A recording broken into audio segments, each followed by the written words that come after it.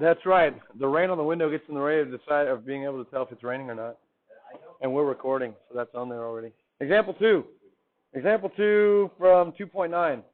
We reviewed the derivative, or we learned the derivative of e to the x yesterday. We'll review it now. What is the derivative of e to the x? E to the x. Of course, the chain rule also is always coming into play. So the derivative of e to the u is e to the u times u prime. So that's the chain rule built right in.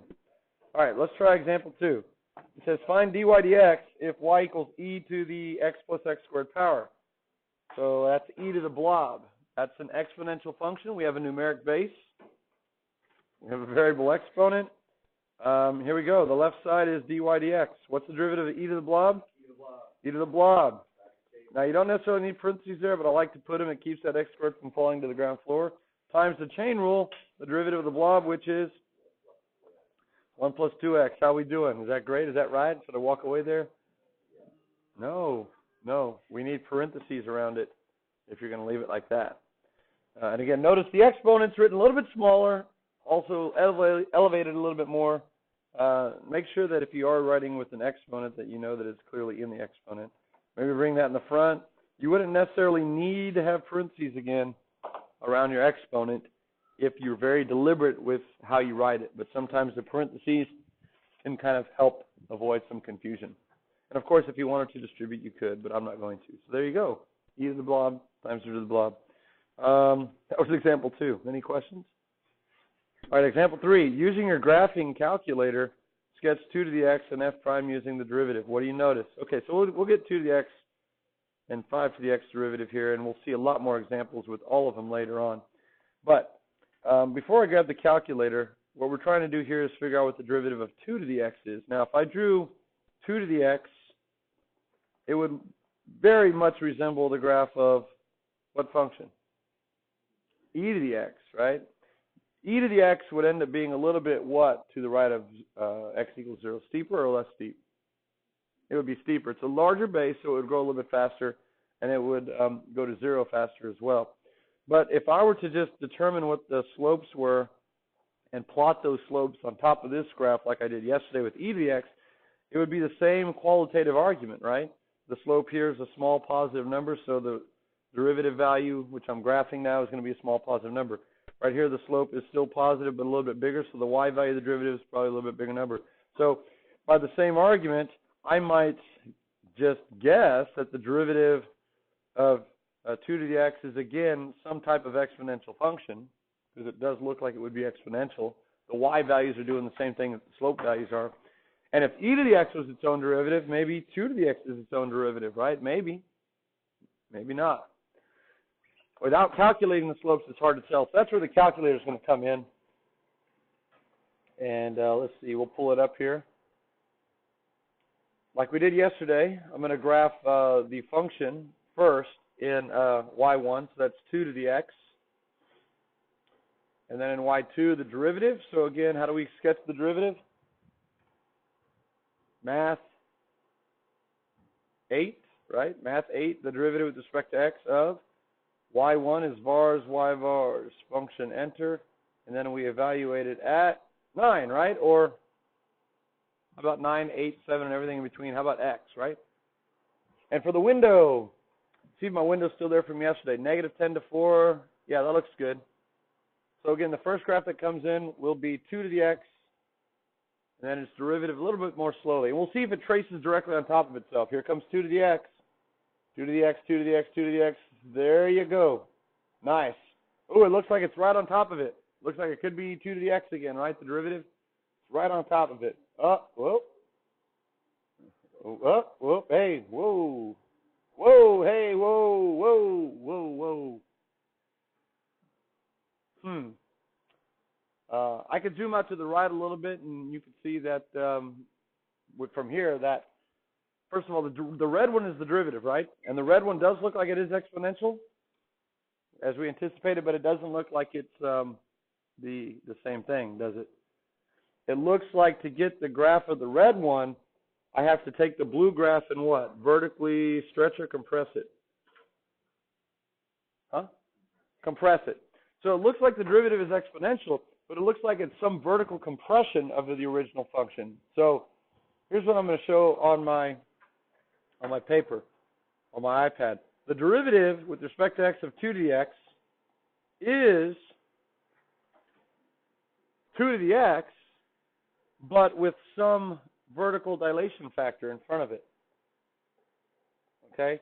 And in order to make it smaller, to compress it, what do I know about my value of a if I want to compress the graph? It has to be less than 1 and still greater than 0.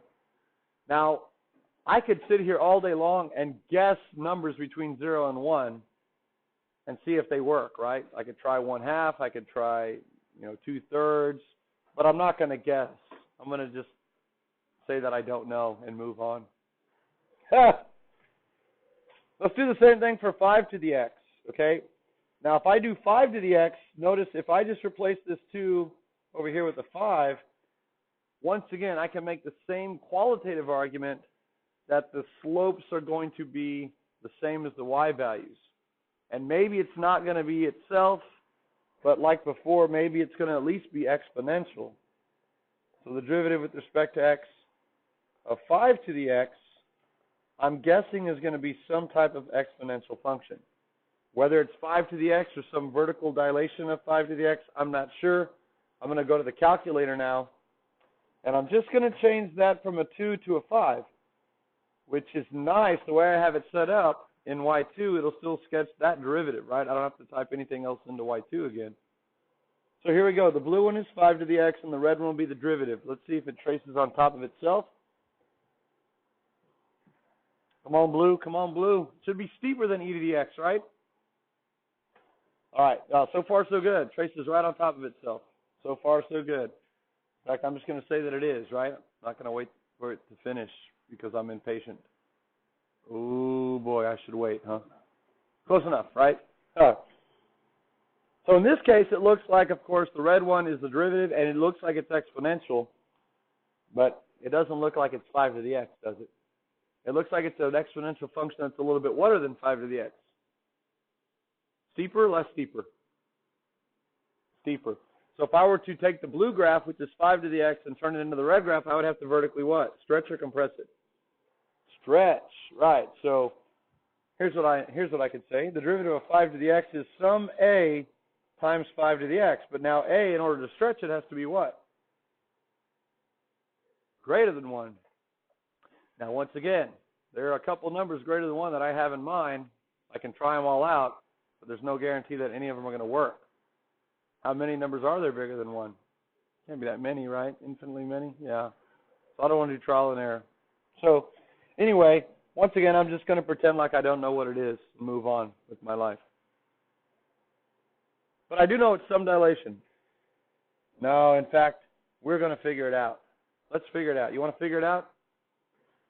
We're not satisfied with not knowing, are we? We shouldn't be. Let's do it this way. Instead of using the verb format, let's go back to 2 to the x. I am interested in finding the derivative of 2 to the x. And I know it's going to be, again, some a times 2 to the x, where a is less than 1 and greater than 0. But in order to find a, I need to somehow manipulate 2 to the x in terms of something that I know how to work with. I do know how to take the derivative of which exponential function? E to the x, right? In fact, what is the derivative of e to the x? E to the x, same as yesterday, right? Same as a little while ago. If there were some way to write 2 to the x in terms of e to the x, I might have a shot at this, right? How can we do that? With logs. Yeah, very good. Because remember, e to the natural log of x is equal to what? X, because e and natural log are what of each other? Inverses? Yeah. So this x doesn't have to be x, right? It could be blob. E to the natural log of blob equals blob. So what if I let 2 to the x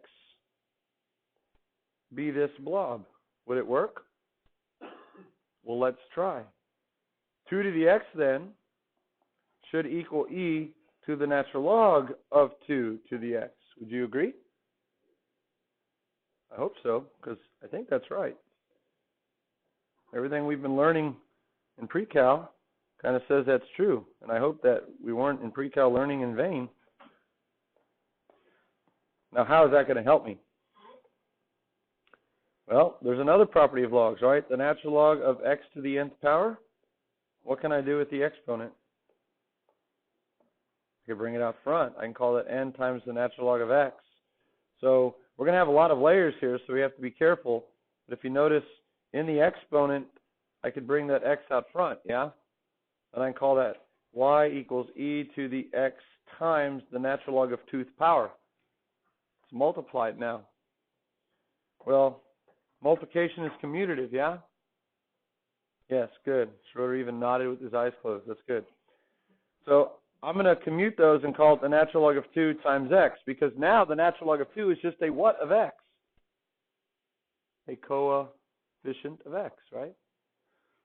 So now I've turned it into y equals e to the blob. Do I know how to take the derivative of y equals e to the blob? Yeah, I do, right? I just did it on example 2. I can do it again. Here we go. The derivative then of e to the blob is, of course, e to the blob times the chain rule, the derivative of the blob. What's the derivative of the natural log of 2 times x? What's the derivative of 5x? 5. What's the derivative of 10x? 10. What's the derivative of the natural log of 2 times x? Natural log of 2. Chain rule. It's the coefficient of the linear function x. Okay, then. Now all I have to do is get it back in its original format. What was e to the natural log of 2 times x actually equal to? It was equal to what? 2 to the x, right? If you trace it back up. So now I can replace that back with 2 to the x, and I get times the natural log of 2. Which, if I write it in front now, I'm going to prefer to leave it at the back, by the way. But if I put it in front, I guess that must be my a value. And remember, I was anticipating that it was going to be some vertical compression of my original graph, but I didn't know the compression factor. Now I know it's the natural log of 2. The natural log of 2 is about 0.693, and 0.693 is less than 1. So that would be a vertical compression. Let's just review our transformations. Since the natural log of 2 is less than 1, we would say it's a vertical compression by a factor of,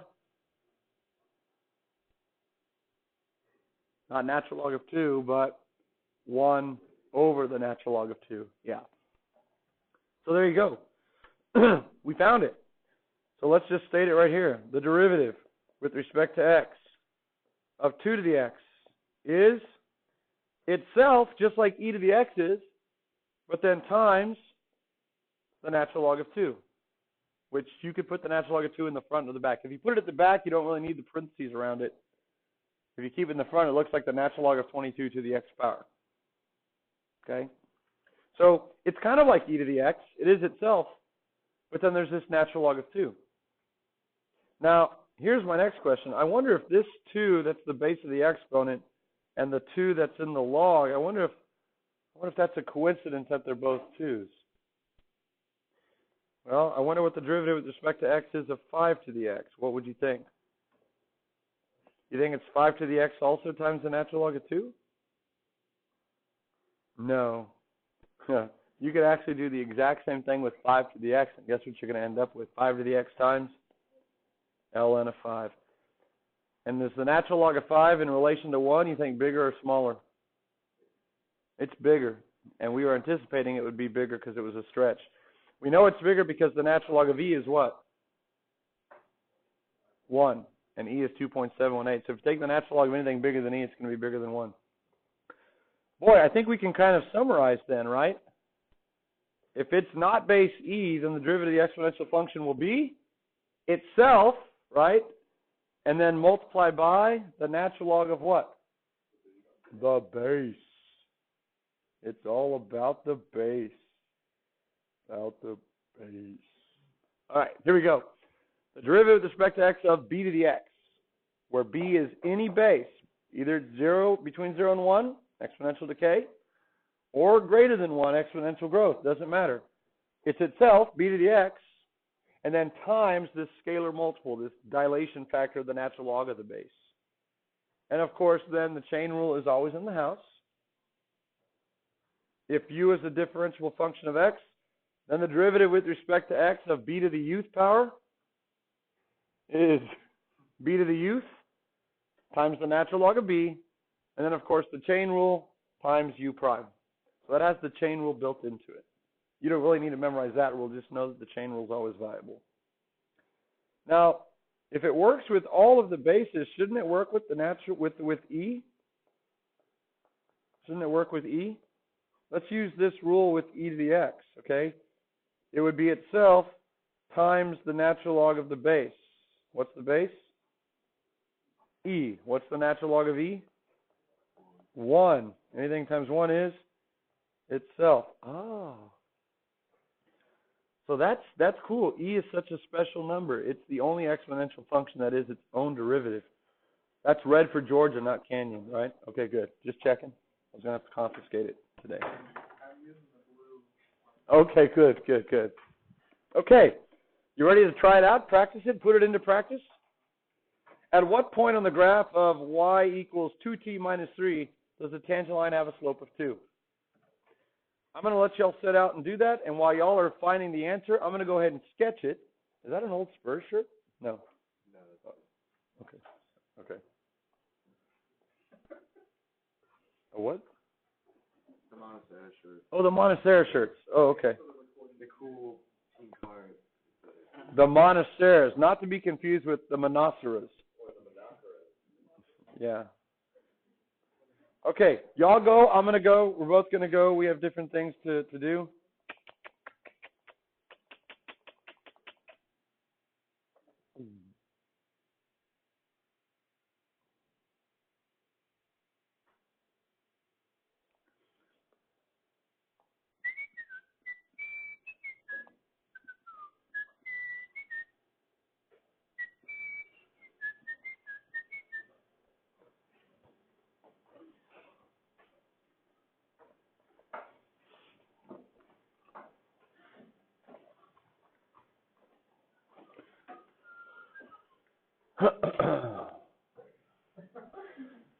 I like to do things graphically, just use the eyeball method. It's the way I prefer. It's how I roll. I'm usually not very accurate, but I make up for it in saving a lot of time. I have a lot more time to make more mistakes and not be accurate or reliable. 2 to the t is your parent function. It's exponential growth. The minus 3, of course, is your transformation that moves it down 3, right? And so we have a horizontal asymptote down there at negative 3. What's the y-intercept of the graph? Plug in a 0 for t, and you get 2 to the 0, which is 1 minus 3 is negative 2. Perfect. We want to know where the slope is 2. So I came up here to my graph. Bless you. I kind of eyeballed it right here, according to my arbitrary graph with an arbitrary steepness, and I said that it was 2.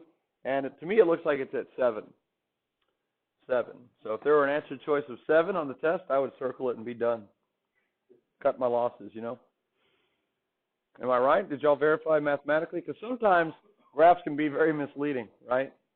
And not the best way to go about finding exact values, but the actual math itself is more reliable. So we're going to need the derivative, I'm guessing, yeah? So y prime or dy dt, whichever you prefer. We have 2 terms. Hey, what's the derivative of the first term? What's the derivative of 2 to the tth power?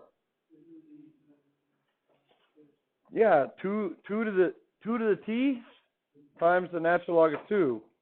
And then what happens with the minus 3? It goes to 0. Now, again, that's a formula that you can use. You can plug in a 2 and see what the slope is at 2. You can plug in a 5 and see what the slope is at 5. But I want to see where the slope is 2, and rather than trial and error, we will set it equal to 2. Right? You can set it equal to the desired slope. And now all you have to do is solve for t. Solve for t. So algebraically, we would do that how? Yeah, let's isolate the exponential piece, divide through by the natural log of 2, and you get 2 over the natural log of 2's power. And then how do you unexponentiate something? Log it. Now, if you log both sides base 2, that would be both fine and dandy, because the base of the exponential is 2. But typically we don't do that because your calculator is not going to be, well, it can handle it now, especially if you know the change of base formula. But we're just going to typically take the natural log of both sides. We like to work with base e, whether it's logs or exponential. So if I take the natural log of both sides, I'm going to get the natural log of 2 to the t equals the natural log of 2 over the natural log of 2. We're actually going to learn something later in the year called logarithmic differentiation, and it involves taking the log of both sides. All right, so on the left side, the natural log of 2 to the t is not just t. If you had taken log base 2, it would have. But guess what we could do with the t and the exponent now? Slide it out front. And you end up with t times the natural log of 2 equals, on the right side you could leave it as the log of a quotient, but there's the property of logs we might as well review. Remember, the log of a quotient turns into the what of the logs? The difference of the logs. That becomes the natural log of the first. The natural log of the first minus the natural log of the second, which is now the natural log of the natural log. Not necessarily. I just know that I'm going to have a quotient, and so if I left it as a quotient, I would have kind of a complex fraction. But it's easier to type in on the calculator. Plus, I also want to review the rule. And then we just divide through by the natural log of 2 on the next line, and we get t equals the natural log of 2 minus the natural log of the natural log of 2 all over the natural log of 2. And then, of course, you can fail at the end by dividing those out. Oh, yeah, and those divide out then, and you're left with negative ln. Right. Okay, that's it. There's your answer. Which I'm hoping that equals 7 on the money. Remember, the College Board loves to play with logs, right? That's their favorite toy. So yeah, they might do it like that. They might have left it in the numerator as the natural log of 2 over the natural log of 2. I don't know. Anyone know what that is? Should we check and see? Are you curious? You should be curious. I'm curious. Let's see. From the home screen, I'm going to use my division window because I like it. The natural log of 2, you hit ln of 2. It opens a parenthesis, so you have to remember to close it, minus the natural log of the natural log of 2. And then, like my wife's closet, close everywhere. And then you got natural log of 2. All right, here we go. 1.528. Oh, my gosh. Yeah, and you can round or truncate 1.528 or 1.529. It doesn't matter. So I was close. Close. Right, ish. I might have not been in the ballpark, but I might have been in the same city as the ballpark, right? Yeah. Or country, right? Or planet Earth, right? And that's all that matters. It's unity, right? Together. All right, so there you go. A question like that is perfect for a non-calculator multiple choice, so that you have to manipulate your logs.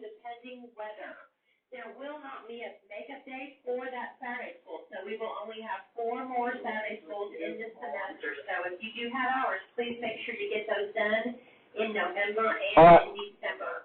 Again, we're going to finish up with example 5 today. It's going to be more of a rapid fire kind of thing. Also, teachers, please turn your TV on to Channel 4 for these morning announcements. You may also watch the announcements at ndhstv.com. Thank you. You're welcome. Okay. Is this an exponential, or is this going to be a power rule? Here's what it's not going to be. It's not going to be negative 3 over x times 7 to the negative 3 over x minus first power, right? That would be the power rule. Why does the power rule not work here? The variable is in the exponent, right? So the power rule works with a times x to the nth power. We have the variable base. This is exponential, so the first key in using the exponential rules is to identify that you have an exponential function. So this will be the chain rule, right? What's the derivative of 7 to the blob? 7 to the blob.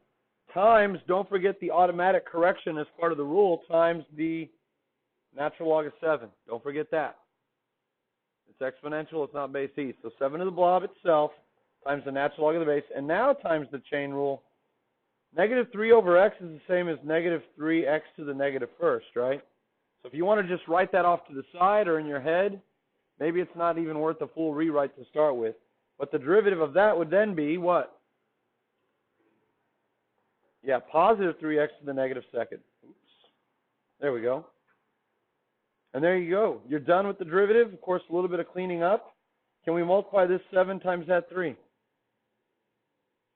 No, the base is off limits. Unless you have another 7 raised to the first power or something, then you would add exponents. You can't just multiply any numbers times a base. So what we have in the numerator is 3 natural log of 7 times 7 to the negative 3 over x power. And then you could bring the x squared to the bottom and call it positive. That's one way to clean it up. But there's a couple of other ways, right? Notice that the original base was also to a negative power, wasn't it? So we could even bring that to the bottom and call it 3 natural log of 7 over the x squared times 7 to the positive 3 over x. That would work.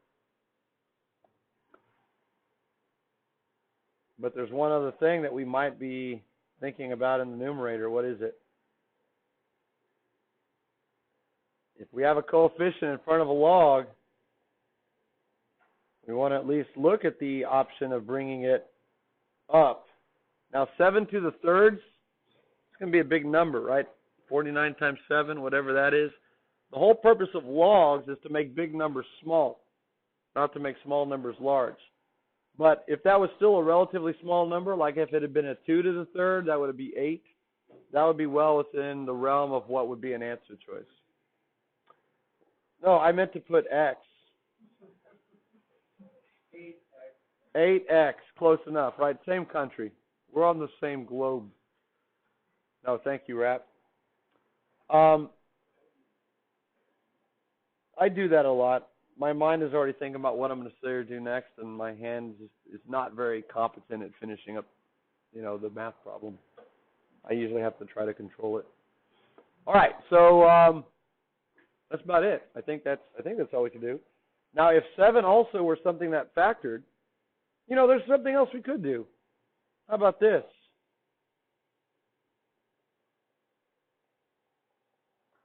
Would that be the same? Negative 3 natural log of 1/7? Yes, because you could actually flip 7 and say that 7 is the same as 1/7 to the negative first power, right? I saw that. Yeah, it's still pretty far away. I counted like 3 in between there. Yeah. Well, it's not right outside the window. Yeah, it's 3 away, 3 units. How about this? Could I split this up like that? And then call it this? Or is there something else I need to do there? Yeah, the whole thing in parentheses or brackets. So, a lot of things you can do. When you got a log in your answer, there are just lots of opportunities to kind of break it apart, mix it up. If 7 were like an 8, and it was in a prime number, then you can also split it up into some factors, 4 times 2.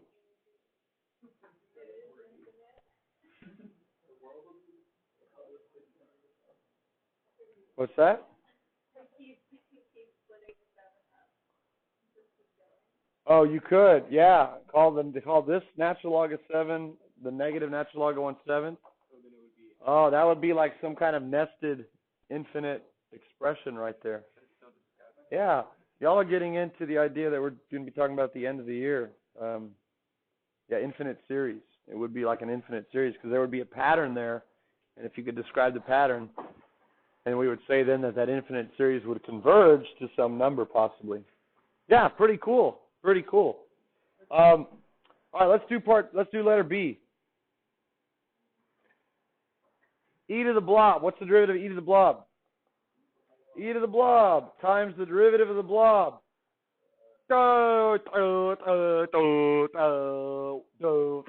What's the derivative of the natural log of x? Do we know it?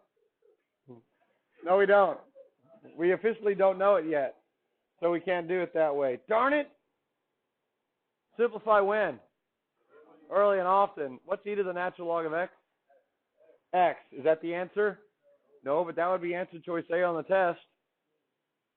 Very good. We haven't BOTC'd yet, so if you are going to rewrite something, make sure you bring along the instructions and then implement the instructions. BOTC, the derivative of x is 1. So there you go. I'll go ahead and show you if we did it the other way, because maybe you don't see how to do it. The derivative of e to the natural log of x is e to the natural log of x times the derivative of the natural log of x is 1 over x. There you go. If you want to memorize it now, there it is. What's the derivative of the natural log of x? 1 over x. We'll see why later. And then, of course, that equals 1, right? What the? So, how does that equal 1? Well, you're going to have to recognize that e to the natural log of x is actually what? No, it's x. And then x times 1 over x is 1. So if you're going to have to know that on the back side, you might as well call it that on the front side and save some work. All right. This one here. You want to expand it out, FOIL it out? Do we need to? No, we got the chain rule, right? So here we go. Blob squared is 2 blob to the first. Times the derivative of the blob, it's 2 terms. So what's the derivative of the first term? What's the derivative of e to the negative tth power? Itself, right? E to the negative tth. We don't need to multiply by the natural log of e because it's 1. But times the chain rule, what's the derivative of negative t? Negative 1, which I'm just going to throw the negative in front. And then plus the derivative of e to the tth power is e to the tth power. There's the chain rule. So we end up with 2 times e to the t minus e to the negative t times e to the t plus e to the negative t. If we commute the terms and the factors, that's equivalent. And those sure look a whole lot like whatchagets. They sure look a lot like conjugates. You want to expand them out? Yeah, let's do it. What's e to the t times e to the t? E to the t squared or e to the 2t? When the bases are the same when you're multiplying, what do you do with the exponents? You add them, right? So t plus t is 2t, right? What happens to the inside and outside terms? They cancel. Good. And then we get minus e to the, what's negative t plus negative t? Negative 2t. Oh, I was trying to get a reaction out of Coach Fair. I didn't say negative 2t fast enough. Yeah. All right, so now you can distribute. Yeah, 2t. They're talking about 2t in there. Which brings me to The Facts of Life. You ever see that show? They show it's an old show. It's pretty good. There's a girl, a character on there named Tootie. Yeah.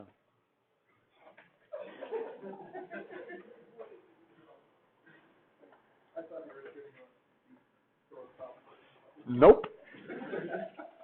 Nope. You know what? I don't know if we're going to have time to finish that one because out of the box, this next one's going to require the what rule? The product rule. And when we get to the derivative of the second one, it's exponential, and it looks like it's got some layers. So this is a product rule with inside an exponential rule inside of a chain rule. And I think that's just best to leave for Monday. Right, Montag. So I'll see y'all Montag, if not at the game tonight.